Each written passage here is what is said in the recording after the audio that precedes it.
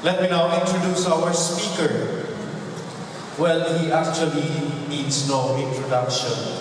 We see him everywhere, giving speeches to various groups, presiding at masses everywhere in Paco, among the urban poor in Manila, among the prisoners in our cramped jails, and most recently, he said Mass in Palo Leyte to commiserate with those affected by Yolanda.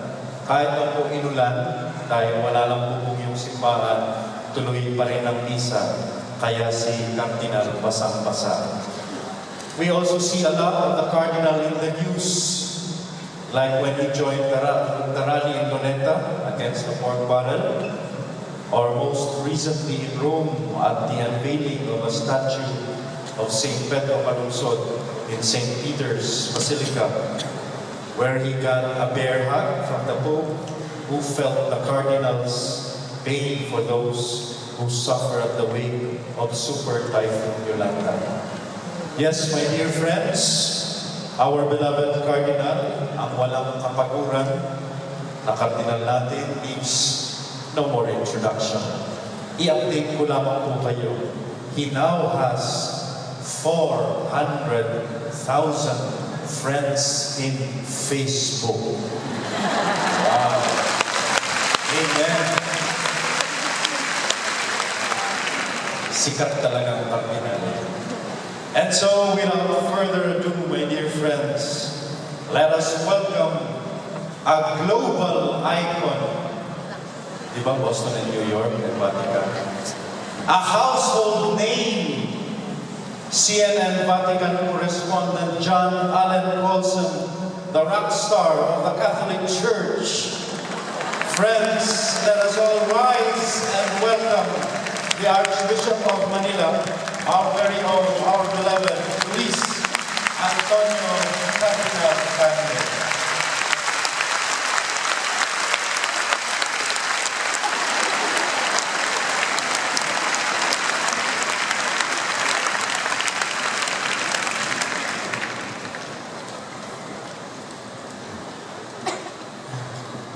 Salamat po. I will ask all of you to remain standing all throughout my talk. Kasi nakatayo ako, hindi nakatayo tayong lahat. Kaya kung gusto nyo umupo na kayo ngayon. Kaya hindi, sige na, umupo na kayo. Otherwise, you will have to remain standing. Maraming salamat po.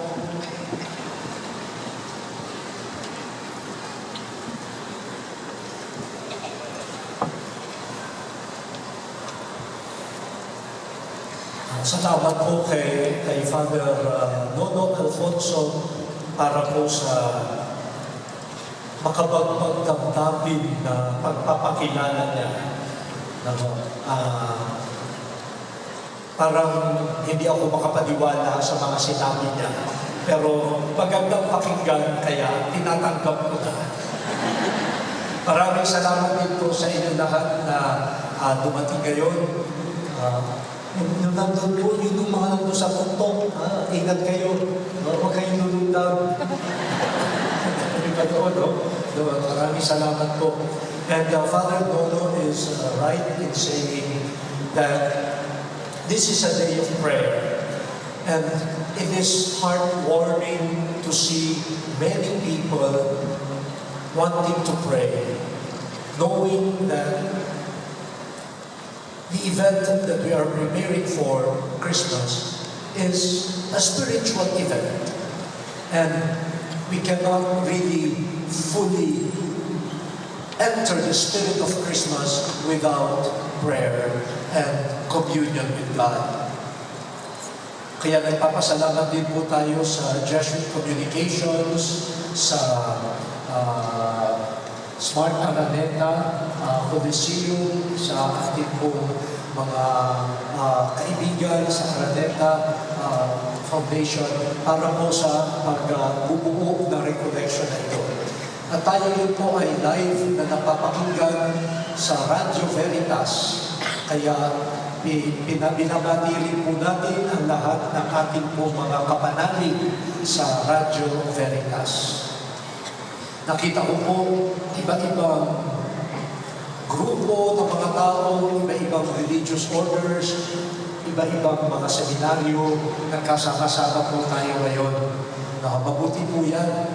Kaysa sa pupunta pa ako sa bawat kumpento, bawat seminaryo at bawat grupo, pagsama-sama na tayo para isang celebration na rin.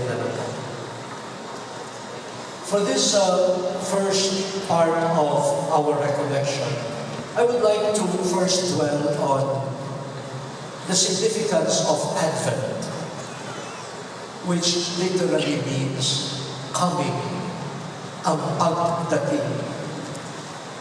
The church gives us this season. It is not just a day, but a season to prepare for the coming of Jesus, the promised Messiah, promised from of old. He is the hope of Israel and the hope of the nations. And it is important for the church every year that we enter the spirit of holiness as the core of our preparation for the coming of this unique and singular guest, Jesus. Having said that, we also have to affirm the fact that Advent is not just a few weeks in the calendar of the church and of the civil calendar. Advent is a part of our daily living. Ang Adbyento ay hindi lamang ilang linggo sa ating kalendaryo. Advent is really a never-ending season of life. Life is a perpetual Advent. Not because life is a burdensome waiting for Jesus. Not that. Hindi naman tayo bigat na laging naghahanda kasi si Jesus darating na naman. Hindi po eh. Actually, this daily advent of life is filled with excitement because we know Jesus will not come again only on the final day. But Jesus really comes every moment to us. And so our waiting is not in vain. Unlike other forms of waiting that can be frustrating, waiting for Jesus is always fulfilled. Kapag naghihintay kayo ng mas mataas na sweldo, baka ma-frustrate kayo. Kapag naghihintay kayo na kayo'y yayaman bukas, baka ma-frustrate kayo. Kapag naghihintay kayo na mamaya wala ng traffic sa Metro Manila, sigurado ma-frustrate kayo. Yung iba sa inyo na 36 years nang nagdudubena kay St. Jude, maaari hindi pa rin maligawan mamaya, yung paghihintay ninyo, baka ma-frustrate. Yung iba't-ibang uri ng ating paghihintay, maaari umuwi sa frustration. But, if we wait for the coming of Jesus, that will never be a cause for despair. Because Jesus comes. He is with us. He is Emmanuel.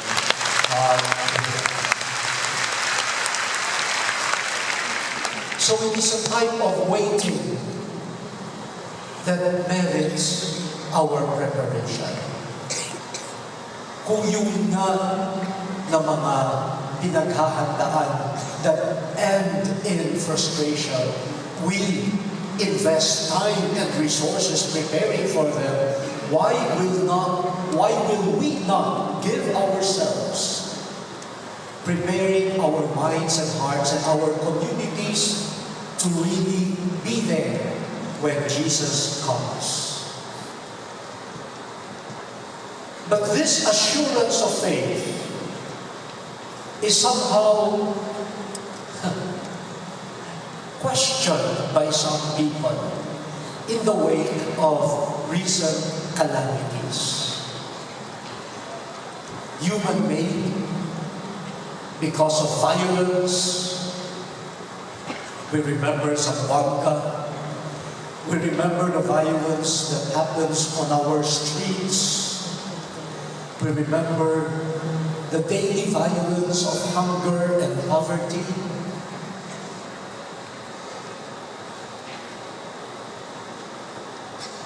We have seen images. A few minutes ago, we saw images of calamities inflicted not only on houses, on buildings and churches, but on human lives. The pains of people in Sama, in Leyte, in Bohol, in parts of Cebu, Iloilo, Capiz, Aklan, parts of Masbate, parts of Palawan. They're also searching. They know Jesus comes and Jesus is with us. But in the midst of the darkness of disaster, they are asking, where is Jesus? How does He come? How does He come to us? In the midst of the rubble and the ruins of life. And I know many of our brothers and sisters refuse to give in to the temptation to say, Jesus has forgotten to come. Jesus has left us, and we do not know when He will come again. I know in faith they declare, Jesus is here, Jesus comes. But they are asking, how? How does He come? Where will we see Him? And how do we prepare ourselves for a new way of detecting His presence and His coming? Marami tayong mga kapatid ayaw pumayag na magpatukso na sabihin, umalis na si Jesus. Wala siya. Naniniwala pa rin sila. Subalit, naghahanap. Papaano nga ba dumarating si Jesus sa ganitong karanasan? Naniniwala kami nandito siya. Pero paano namin siya makikita? And so our recollection is not a break from the concerns, the pains, and the sorrows of our brothers and sisters who believe in Advent, who believe that Jesus has come, who believe that Jesus stays. We have not forgotten them. This recollection is one of our acts of solidarity and communion with them.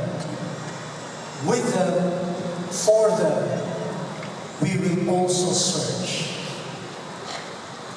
for the ways by which Jesus approaches us. We will search for His voice. We will search for His light.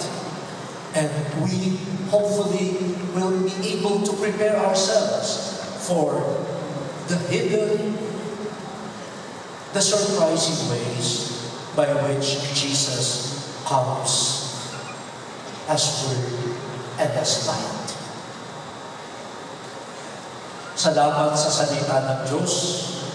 Salamat sa turo ng simbahan, lalo na po ni Pope Francis nitong mga nakaraang buwan. Salamat po sa pagsaksi ng mga kapatid natin sa malalim na pananampalataya nila. Tayo po ay nagagabayan sa adbyento ng buhay.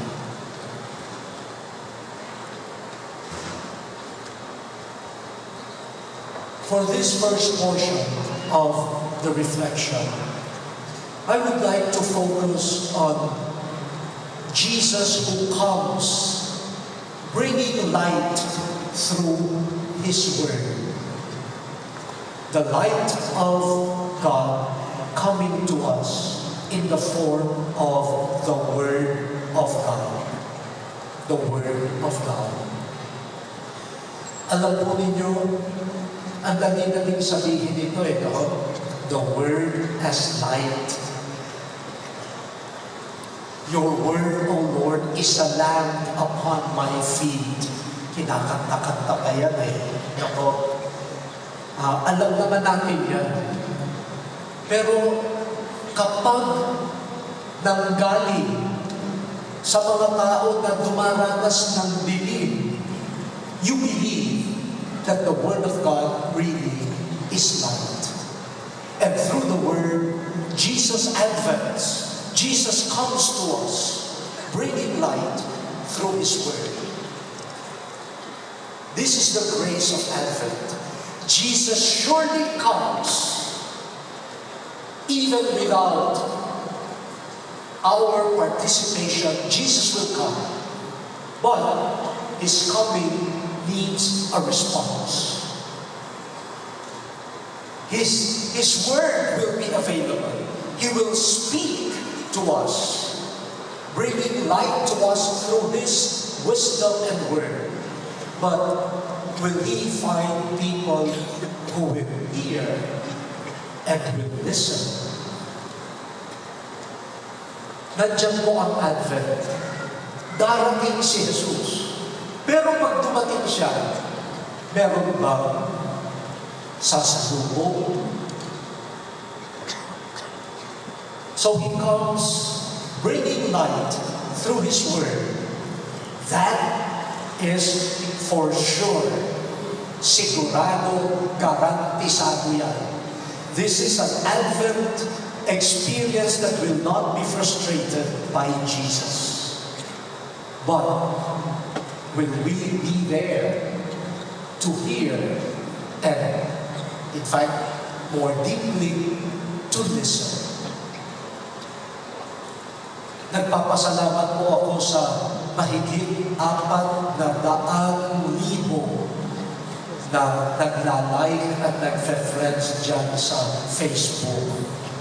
Kaya minsan nagugulat ako Minsan sa isang gathering may lumapit sa akin, Cardinal, friends tayo. Tinignan ko, hindi ko naman ito kilala Paano ko ba ito naging friend? Tapos sabi niya, sa Facebook ko, okay. Salamat na lang sa social media. No, we have this new form of bonding, of friendship. At, pero aaminin ko sa inyo, 2 years ago when I was named Archbishop of Manila, and I realized there will be added ministries, added tasks, added responsibilities on me and my shoulders. Ang payat-payat na nga, nadagdagan pa. So, I told myself, you just have to plan your life. See what you can give up and see what you should retain. Ano yung pwede mo nang alisin at ano yung kailangan mong i-maintain. Aaminin ko, ang isa sa inisip ko na i-give up ay itong the word exposed. Dahil naisip ko, marami naman diyang Bible scholars. Marami naman dyan na mas nag-aral ng Biblia kaysa sa akin. I am not a Bible scholar. No? I studied theology and we took courses in the Bible, but I am very, very far from being a professional Bible scholar. Sabi ko, siguro kung mag-give up ako dyan, meron namang papalit dyan eh. No? At baka better.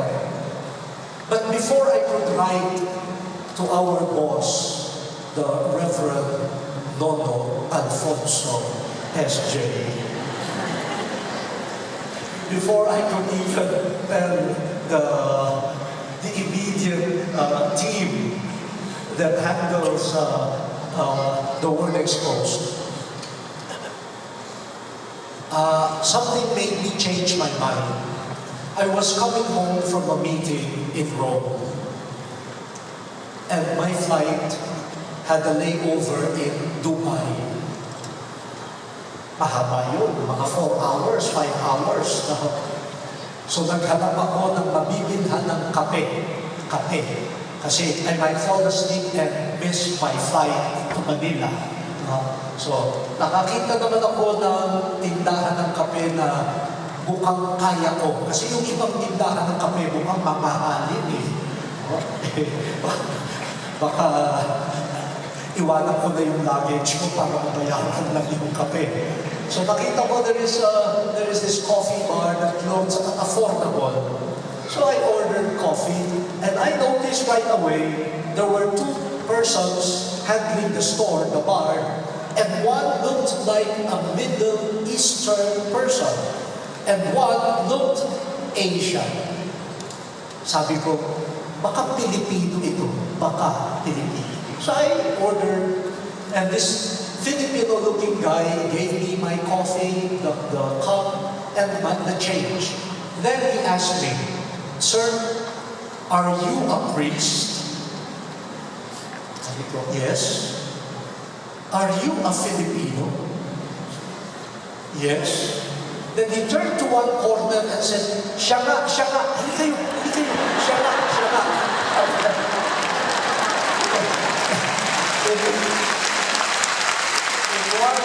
In one corner of the store was a group of Filipinos working in the Dubai airport. And they were talking pala. Si Bishop Tagle kaya yan? Siya kaya? So they asked this man to verify it. Kaya pa English pa eh. Just in case I am not the one. No? So na-confirm, siya nga. So they all came out, "Oh, Bishop, thank you. No, nakita ka namin in person." And then they said, "We are not able to celebrate or attend Mass every Sunday. Thanks to the Word Exposed, available on YouTube, we are able to hear reflections on the Word of God. And we feel connected to God."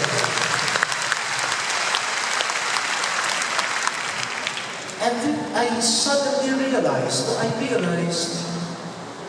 these people, most of them are alone, away from family, in a foreign land. They terribly miss familiar things, familiar stories, familiar faces. I can only imagine the time of darkness that they go through every day. And I sort of imagine that maybe on Saturday evening or Sunday morning, they try to find light in that darkness through the Word of God. Maybe that is the only light available to them. On weekends, the usual Sundays that they miss. Sundays spent going to church, relaxing, but it's not available. When I heard that, I said, I will not write to Father Nono anymore. If this is a little, my humble way of contributing light that does not even come from me, but light that the Word of God offers, why will I prevent that light from reaching them?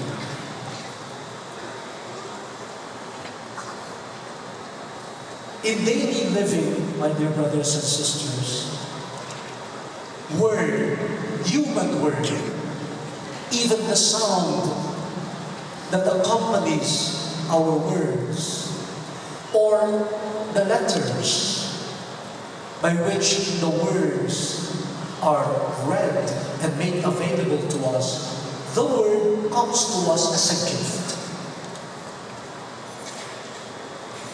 It comes parang freely from other people to us.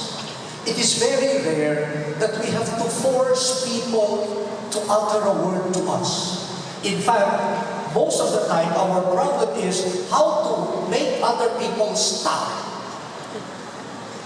Their words are flowing freely. Dumarating lang yung words to us.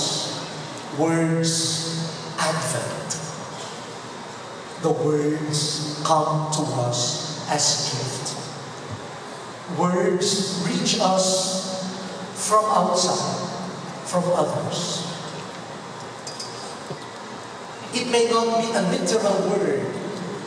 It may be a sound reaching us, but it affects us. Halimbawa, kung meron bigla, for example, in a gathering like this, meron biglang ingay, noise, from one corner, I think all of us will turn our heads towards that direction. We are affected by the sound. If you are, for example, on the street, nakasakay ka sa bus, sa jeep, and then somebody screams, "Help! Help! Hold upper! Hold upper!" You will be affected. Some will run to the rescue. Some will guard their bags. Yung iba will pretend to sleep. For fear. Kapag dumating dito, hindi sana ako gisingin. But you react. The word, the voice, the scream, the noise, advents, comes to you. And you are moved. A laughter, a joke, is contagious. O kanina, sinabi ko lang, I decided not to write to Father Nono. Nagpalakpak kayo. That simple sentence generated a response. Kapag meron tumawa, minsan tayo, tumatawa na rin. Tapos pag tinanong, bakit ka tumatawa? Ewan ko. Tumatawa sila eh. Nakakahiya naman na para masabi nila, bakit hindi ka tumatawa? Tumatawa lahat, no? So even for that simple reason that I want to be part of the group or the community, you allow yourself to be affected by that language, by that word of laughter or a joke. At the same time, some words are irritating to us. Marinig mo pala yung salitang yun, ano ka na, no? You decide not to listen anymore. Some voices also become irritating to us. Siguro yung mga mag-asawa sa inyo, yung boses ng asawa ninyo, nung nililigawan kayo, yung boses nila parang music to the ear. Habang tumatagal,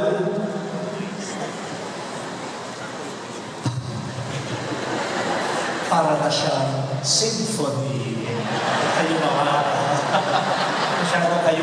attentive. Para na siyang symphony. No? Kaya attentive ka. No?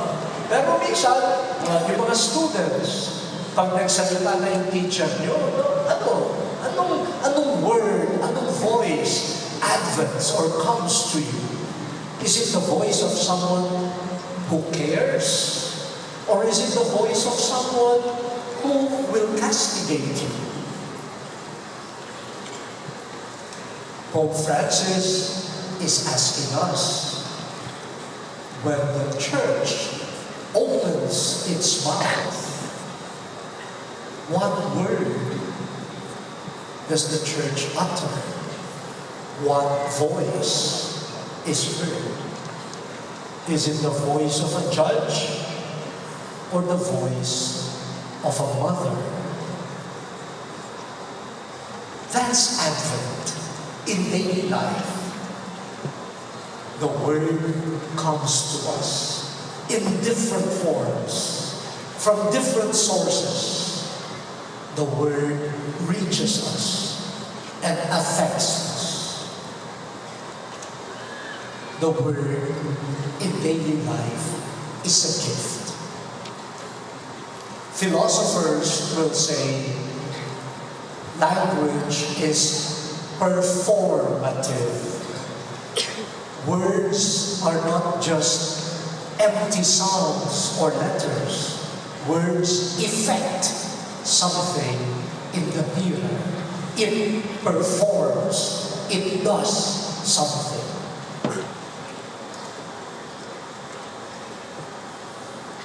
Kaya kapag sinabihan kayo ng kaibigan nyo, kung nakita nyo mamaya, sabihin, uy, talagang bumabata. Wow! Siguro after that, baka imbitahan nyo, gusto mo mag-lunch? Pero kapag sinabi sa inyo, uy, bakit ang pangit-pangit mo ngayon? Siguro sabi niya, gusto mo mag-lunch? Lalagyan mo ng lason. No. Those words make you act in a particular way. So, words come to us as gift. Advent. Freely given. But how do we respond? Do we hear? Or better still, do we listen? Maganda sa Tagalog eh. Narinig mo ba o nakinig ka? Maraming nakakarinig, pero hindi lahat nakikinig.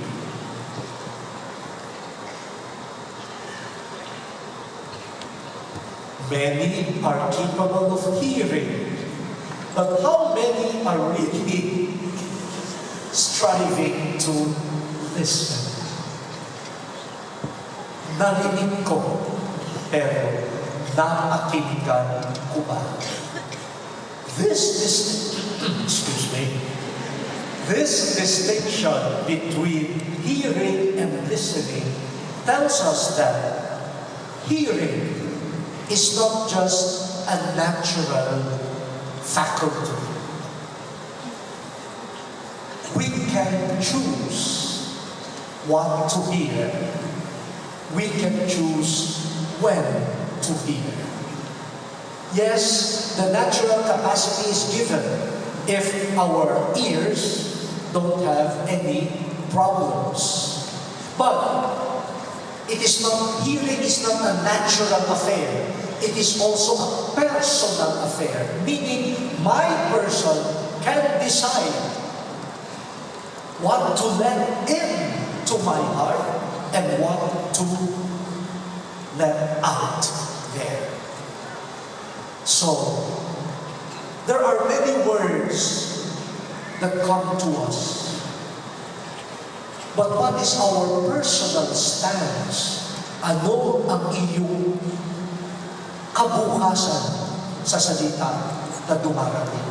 The act of freedom has to enter. I may choose to hear and stop there. But I may also choose to hear and listen. I may choose to hear, listen, and act on what I have heard. Those things will not come naturally. They have to come personally. Alam ko yan, teacher ko ako. Sa dami ng aking sinasabi, hindi ko alam ilan ang isa sa loob talagang pakikinggan. Mga magulang, karanasan nyo rin siguro yan eh. Marami kayong bilin, marami kayong advice sa mga anak. Narinig yan, pero hindi napakinggan. Minsan, mapapakinggan yan years later kapag magulang na rin sila at kapag minsan merong pinagdaraanan na paghihirap, biglang maaalaala yung sinabi mo, yung narinig ngayon pa na mapapakinggan. Salamat na naman. Dumating pa rin yung time na napakinggan. Meron nga po akong nakasama sa seminaryo na tinatawanan niya yung jokes 3 days later.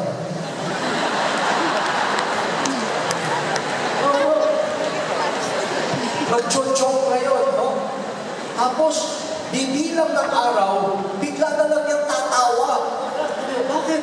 Ngayon ko naintindihan yung joke last Sunday. Bakit? Ganapan. May ganun eh.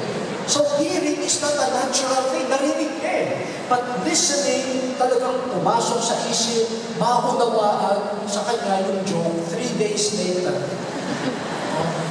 Kaya kapag tumatawa yung asawa nyo, yung anak nyo, huwag yung ikokugkog na parang may sira yata. Hindi. Baka ngayon lang niya napakinggan. No? Ngayon lang pumasok. No?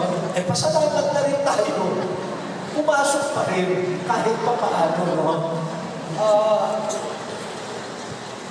Minsan nga kaming mga parin, it can be quite frustrating. I've been a priest for 31 years now. No? And so, magka-31 Christmases na rin ako bilang parin. Naka-31 na rin ako Lenten and Easter seasons, no, as a priest. Ang dami mo ng homilies, ang dami mong recollections, ang dami mong retreats. Nauubos yung boses mo, and then you ask yourself, meron bang nabago? Has life become more just? Have people become more loving? Have our streets become safer?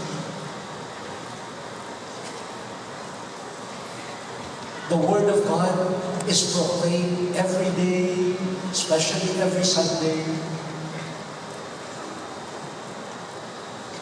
Has it achieved what it is supposed to achieve?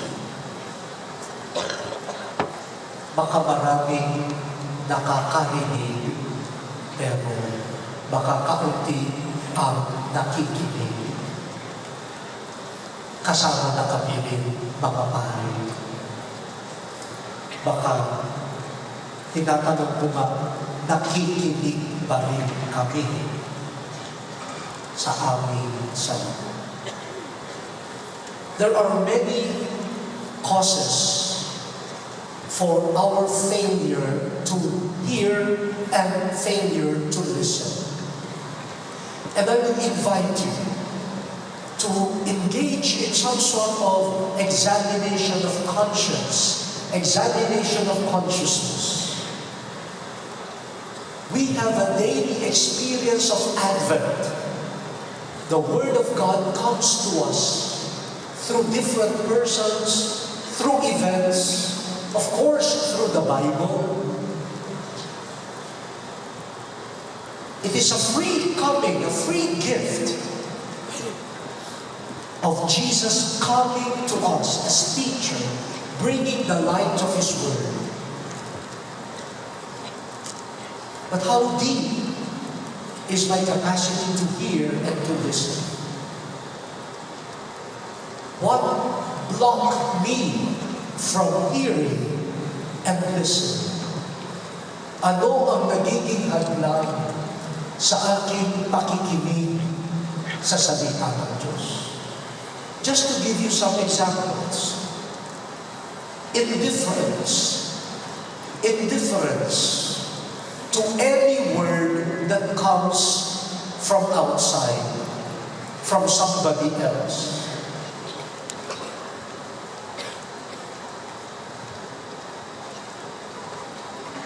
This is a type of indifference which is in a way rooted in pride.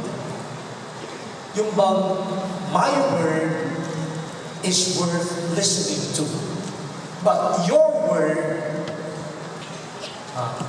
is not worth my time to absorb. May ganung klaseng kayabangan that makes me indifferent to the words, the gems of wisdom and light coming from other people, whom Jesus might be, in a way, using as His bearers of light through their word. Halimbawa lang po, yung mga sa inyo na merong kasambahay, you expect your kasambahays to listen to you. But do you listen to them?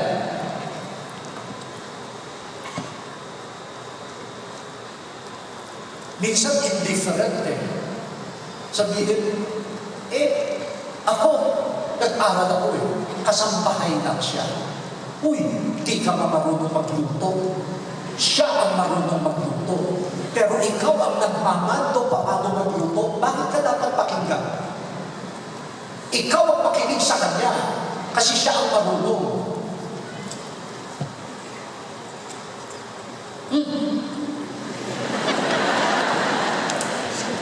Minsan, nagalit na tuloy ako. Expecting that his or her words would be gospel truth. No?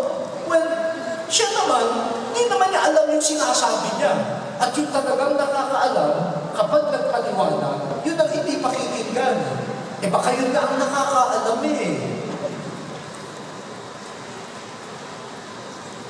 O kaya, yung mga backseat drivers, nawawala yung isa pang naninigaw. Tumiko ka dyan, tumiko ka dyan. Bakit? Alam niyo ba? Hindi! Basta tumiko ka.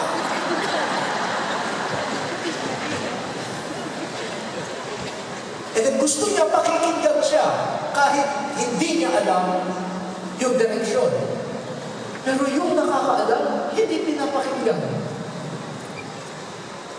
And so the advent of a possible light does not become fully operative in us because we fail to listen due to this attitude. They should listen to me, but I don't have to listen to them. Ako ang dapat pakinggan, pero sila, bahala na ako kung pakikinggan mo sila. The other attitude that impedes us from fully welcoming the light of Jesus that comes to us through His Word is what we can call spiritual laziness. Spiritual laziness. Yun po bang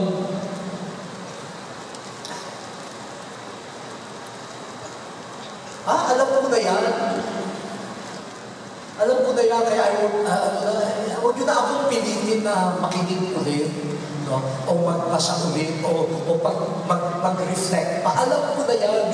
No? Minsan nga siguro, even during the Mass, when the gospel is proclaimed, umpisa pa lang, no? Mary went in haste to a hill country called Judea to visit her cousin Elizabeth. First time pa nga, alam ko na yan. Patingin-tingin na, ganda kayo yung decoration. Maganda. Parang, I have nothing more to learn because I already know that. So, because I believe, I believe often wrongly, that I already know, already have captured everything that the Word of God has to say, I become lazy. I don't explore the Word of God anymore. Again, this laziness can be a form of pride. May nagtanong nga sa akin bakit ba paulit-ulit po yung mga readings? Alam na namin yan. I just try to be respectful. Pero parang gusto kong tanungin, talaga ba ho alam ninyo? Talaga? Minsan nga yung mga pangalan ng anak ninyo at apo ninyo, nakakalimutan ninyo Ang salita pa ba ng Diyos, ang lagi namin alam? We have to admit, there is still a lot to learn. We cannot reach the point where we could say, alam ko na yan, there's nothing more to listen to. That's a form of pride, which comes out in the form of laziness. I remember nga po nasa isa akong conference. After my talk, may lumapit sa akin, Bishop, very good talk, but alam ko na lahat yung sinabi ninyo Parang gusto kong mag-apologize, sorry for wasting your time, ha? Alam niyo na pala, ba't pa kayo pumunta? Pero we have to be careful, even among us priests. Minsan baka kaya hindi na naghahanda ng homily. Alam ko na yan. I preached on that 3 years ago. Alam ko na yan. Baka hindi na makikinig. Kasi alam ko na yan. Or the other temptation is selective listening. So we choose Jesus' advent to us. Kapag yung word, if the word seems consoling to me, and I can be useful for my affairs, or it can be to my advantage, then I listen to it. Pero if the word will cause disturbance to me, I choose not to listen to it. Kapag turn, if somebody slaps you on the right cheek, and so turn the other cheek, I will not listen to that. Masakit yan Masakit. So we can fall into selective listening. So these are just a few, my dear brothers and sisters. Jesus comes with His word freely, grace, advent. And Jesus speaks to us in different ways, different persons, different events. But how is my capacity to listen? In the end, Jesus is the Word. Whenever Jesus speaks to us, He is not sharing with us an idea, a thought, a concept. He is the living Word. So when He speaks to us, it is Himself, His heart, that comes to us. The Word became flesh and dwelt among us. The Word was not just spoken by the Father. That Word came became one of us. That special advent that happened almost 2,000 years ago, when the Father uttered His word in its fullness, in the fullness of His love. That word, who is a living person, became flesh, became one of us. The incarnation of the Word is the culmination of God's coming to us, to dialogue with us. And this dialogue happens continuously through creation, through the prophets, through the judges, through the events of the life of Israel, and as I said, culminating in Jesus.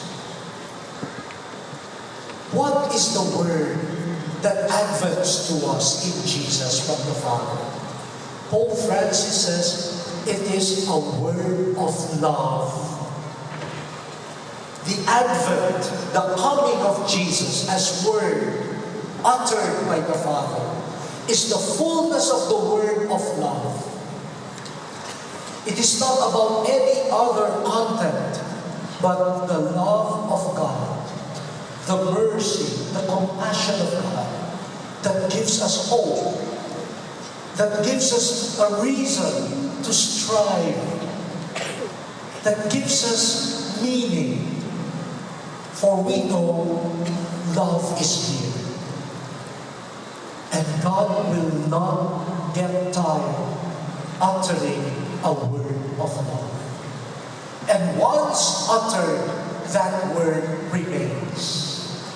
Emmanuel, God with us. The word of love abides in us and with us.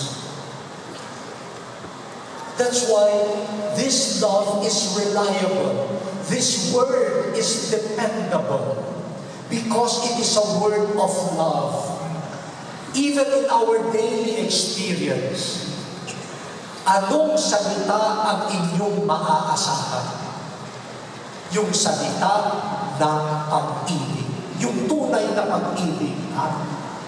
Kapag ang nagsalita sa inyo, tunay na nagmamahal, yung salitang yan, talagang advent at maaasahan. Maraming salita, hindi maaasahan. Bakit? Hindi naman naggagaling sa pag-ibig. Kapag ang salita nanggaling sa ambisyon, nako, hindi mo yan maaasahan. Iboto nyo ako at bukas may tulay na dyan. Nako, hindi yan pag-ibig. Yan ay salita ng nanghahanap ng boto. Kaya yung ganyang salita, mahirap pagkatiwalaan. Ang salitang na pagkakatiwalaan ay ang salitang dumarating bilang salita ng pag-ibig.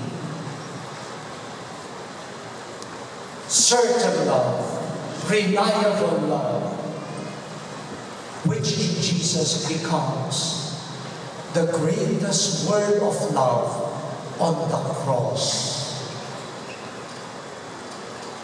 A love that says it all. I am ready to die for you.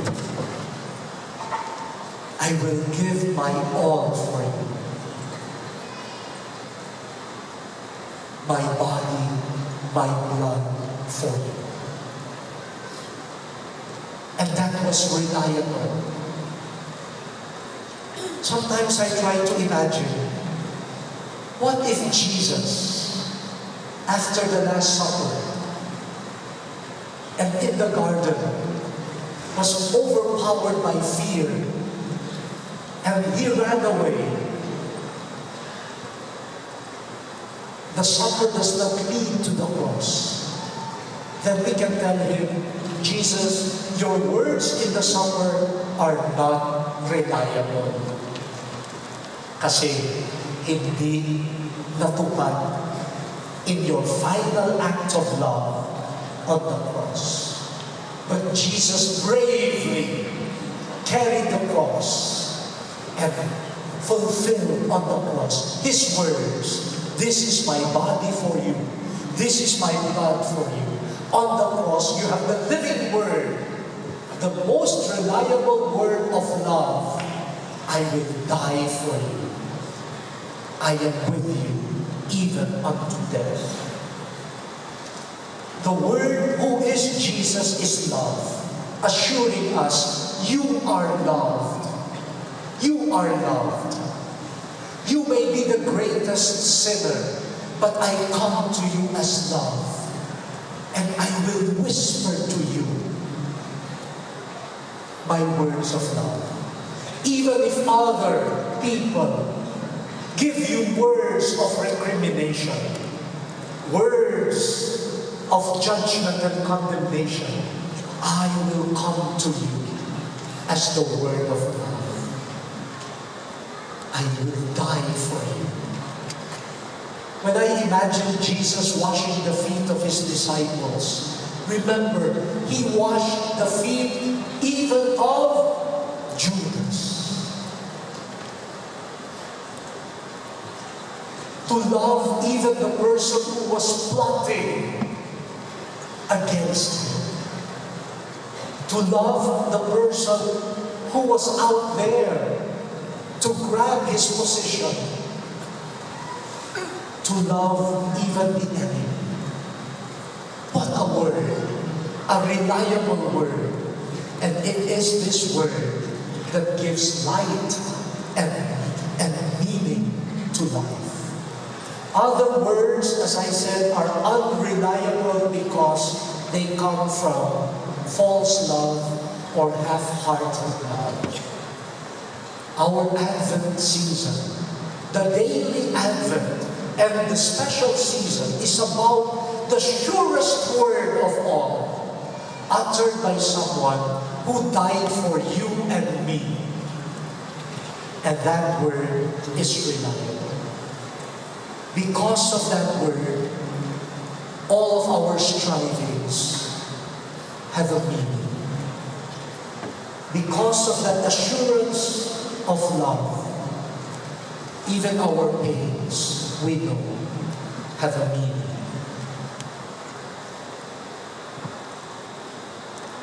Alam po ninyo, when I visited Palo, you see destruction everywhere. Kasi nakapunta naman ako sa Palo dati, sa Leyte. No? Yung pababa pa lang ng train, alam mo na yung, yung terrain. Then this time, kita mo, bagsak lahat, yung hills, parang nasunog, hindi mo alam kung nasunog o kung ano. And then yung airport sila, sabi ko, naku, paano mamaya ang pag-alis namin? Baka yung control tower ay magkamali ng communication. Talagang everywhere. And then, of course, we went to the bishop's house. Nakatulog pa ako dun eh. A few years ago. And then, sabi ko, nasaan yung room na tinulugan ko? Ako, wala na. Then the cathedral, walang roof. But the Diamond Jubilee had to be closed. And months ago, they had invited me to close it. No? So sige, sabi ko, pupunta ako, itutuloy ninyo. But right there, no? Right there, during the Mass, people kept crying. Every word was a word of consolation. It gave strength to them. And at the end of the Mass, when people were coming to kiss my hand, from the crowd, I heard a voice of a woman saying, "Cardinal, behold, God makes all things new." Then, hinanap ko, sabi ko, where's that coming from? No? That's the motto of the Philippine Conference on the New Evangelization. And when I finally saw the woman, she approached me, said, Cardinal, I was there in Manila for the new evangelization conference. I did not know that it would prepare me for this disaster. Now I believe God makes all things. The advent of the word. But instead of me proclaiming it was proclaimed to me. The word came to me from someone who probably lost a lot, but who is clinging to the certain word, who is Jesus. All other words may be unreliable, but the word of Christ who comes to us is dependable. It is the light for us walking in darkness. Will we hear? Will we listen? That's the question.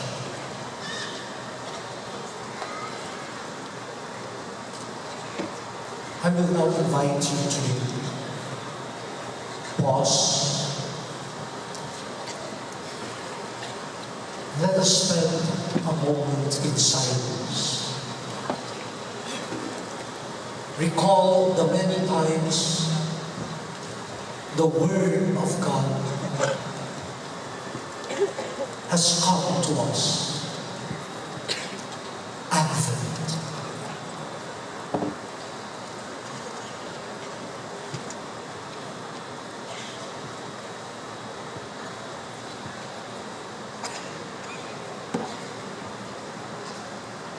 Let us thank God for those moments.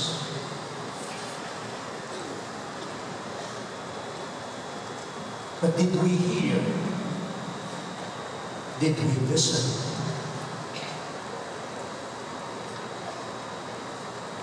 What enables me to listen? What blocks me from listening?